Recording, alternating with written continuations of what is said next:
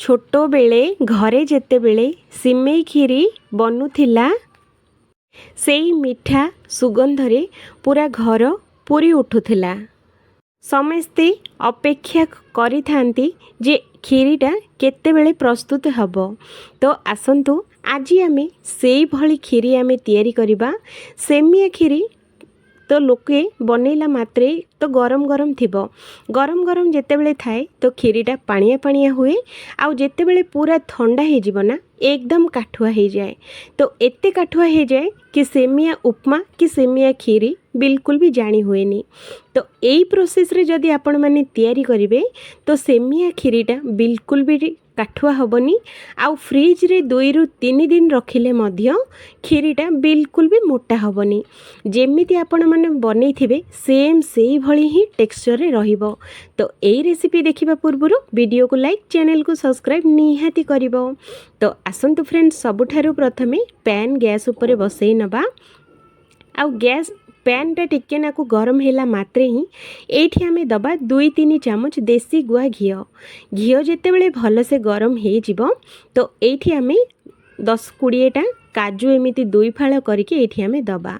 आउ एकदम slow flame रे याकु हमें भाजीबा। हाई फ्लेम रे बिल्कुल भी भाजीबानी नहेले पूरा पोड़ी जाई पारे।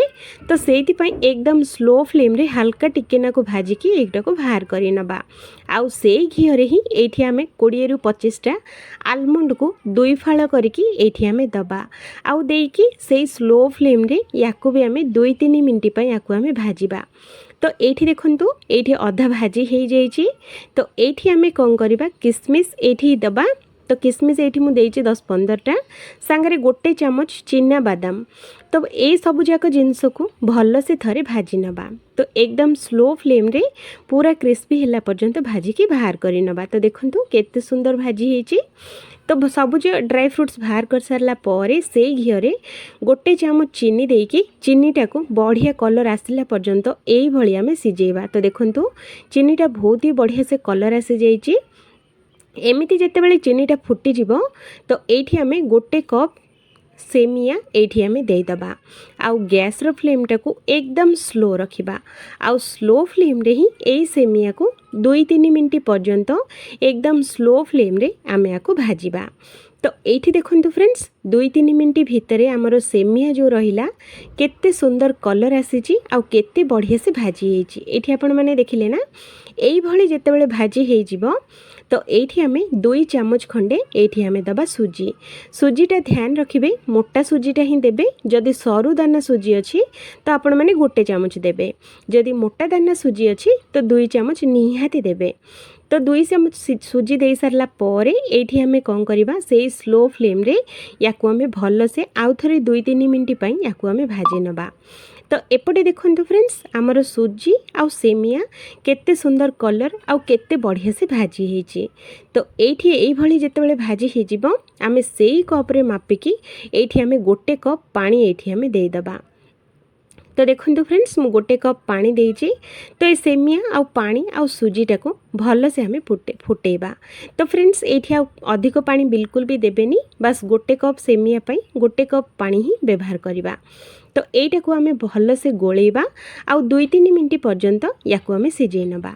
तो देखंतु 2-3 मिनिट हे गलानी हमर सुजी आउ सेमिया 50% सिझी जाइछि आउ 50% कंचा अछि। एठी देखंतु केते सुंदर हमर पूरा खुला खुला हे के सिझिछि देखिले ना।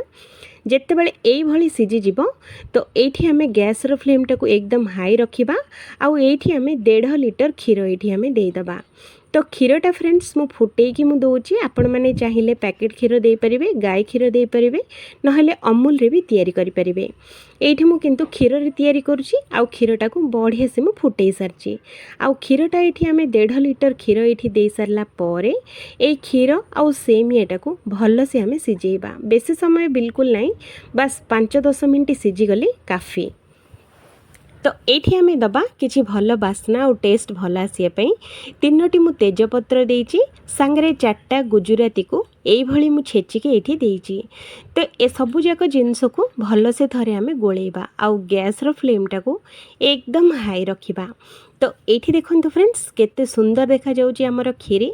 जदि यही प्रोसेस रे तैयारी करिवे ना खीरीटा आपण मानक जेबे भी सेमिया खीरी बनइबे बिल्कुल भी टाणा होबनी। तो ये देखो हल्का टिके नाकु सीझी आसी 2 मिनट तापरे एठी हमें दबा मीठा पई चीनी। तो चीनी रो क्वांटिटी आपण माने कम अधिक करि परिबे। जदि बेसी मीठा खाउचंती तो बेसी भी देई परिबे, कम खाउथले कम भी देई परिबे। आ जेहेतु कि मीठा जिनस अल्प टिके नाकु स्वाद अनुसार लूण एठी मु देई देइची। तो लूण दे सारला परे चीनी दे सारला परे आकु भल से थरे हमें गोळेई नबा। आउ गोळेई की आउ थरे खंडे 2-3 मिनिट पई हमें सिजेबा। जदि प्रथमरु आपण माने जदि चीनीटा पकई देबे तो सेमियाटा एत्ते भल से सिजिबनी। आउ जेत्ते सिजेले भी सेमियाटा पूरा कंचा कंचा ही लागि थाए। सेइति पई सेमियाटा पूरा सिजी गला परे ही आपण माने मीठा निहाती देबे। तो एठी देखंतु फ्रेंड्स, तो ये देखूँ केते सुंदर टेक्सचर आसी आउ केते भल कलर भी आसी देखिले ना। तो ये आम कौन करवा आमर खीरीर आम किसी क्रीम व्यवहार करूनी कि किसी भी व्यवहार करूनी। तो ये मु गोटे चामच कस्टर्ड पाउडर को आधा कप क्षीर रे मु गोले की एठी मु दे देइची। फ्रेंड्स एठी आपण माने जदि मिल्क मेड ए सब जिंस देई कि जदि आपण माने बनेबे तो कस्टर्ड पाउडर कस्टर्ड मिल्क देबा पई बिल्कुल भी देबा दरकार नहीं। सेमिति ही बनातु खीरीटा क्रीमी क्रीमी लगे। जेहेतु को मैं बिना क्रीम आउ बिना मिल्क मेड रे तैयारी करुची। तो देखंतु यार टेक्सचरटा केमिति आपण माने भी जानी सुनी मिल्क मेड आउ किछि क्रीम रे खीरी रे यूज करबाटा बिल्कुल भी भूली जिवे। तो ये देखो दे सारा पर या 2-3 मिनट पे आम सिझेबा, बेसी समय बिल्कुल सिझेबानी। सिझीगला या आम ठंडा करदबा। तो ये देखो फ्रेंड्स पूरा पूरी ठंडा हो जाइए। ये देखो पूरा ठंडा हो गले भी आमर खीरीटा बिल्कुल भी माने बहलिया हैनी। ये देखो जेमिति आमर बनई थिले सेम सेही परी ही तैयारी होईची।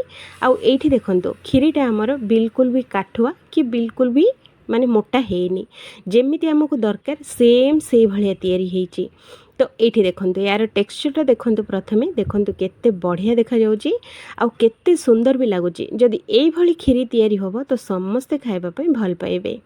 तो लास्ट रे एठी आमे कौन करवा ना खीरीटा आमर पूरा ठंडा हो सारा पर आमे जो ड्राई फ्रूट्स जो भाजिकी रखी तो एगुड़ा आमे ड्राई फ्रूट्स एठी आमे देदेबा। जदि आपण माने सिजुथिला समय रे जदि ड्राई फ्रूट्स देदेबे तो ड्राई फ्रूट्स जो क्रंचनेस रहे आउ कुरकुरा जो रुहे से सबू तक पूरा सॉफ्ट हो जिवो। जदि आपण माने पूरा एकदम ठंडा करिकी जदि ड्राई फ्रूट्स देबे तो आपण माने ड्राई फ्रूट्स जेते बेले भी खीरीटा खाइला बेलू को पार्टी रे जो ड्राई फ्रूट्स बाजिबो एकदम क्रंच आ एकदम क्रिस्पी हेकी पार्टी को बाजुथबो। तो सेइति पई पूरा लास्ट रे खीरीटा पूरा ठंडा हो सारला पर ही ड्राई फ्रूट्स देबे। सिझिला बेले ड्राई फ्रूट्स बिल्कुल भी देबेनी। आउ एठी देखंतु फाइनली आमर सेमिया खीरी पूरा ठंडा हो जाइए। 2-3 घंटा हो सारा पर भी देखंतु केते सुंदर आमर देखा जाउची। आउ बिल्कुल भी मोटा हैनी कि बिल्कुल भी माने काठुआ हैनी, आमको जेमिति दरकार सेमिति तैयारी होईची। आशा करुची फ्रेंड्स यही सेमिया खीरीटा आपण मानक बहुत ही पसंद आसीथिबो। जदि भल लगे तो निहाती थरे एई भली ट्राई करंतु। वीडियो भल लगिले वीडियो को लाइक, चैनल को सब्सक्राइब आउ वीडियो को शेयर करबाटा बिल्कुल भी भूलिबेनी। आउ एमिति बनिया पई जणे सब्सक्राइबर भौणी मोर कमेंट करथिले कि आमे खीरी बनेला बेलको सेमिया खीरीटा पूरा मोटा हो जाउची दीदी, आपण केमती नुआ ट्रिक रे बनांतु जेहेतु कि खीरीटा जेमिति मोटा बिल्कुल भी हबनी। तो सेई भौणी को पई एमिति थरे बनांतु, खीरीटा मोटा बिल्कुल हबनी।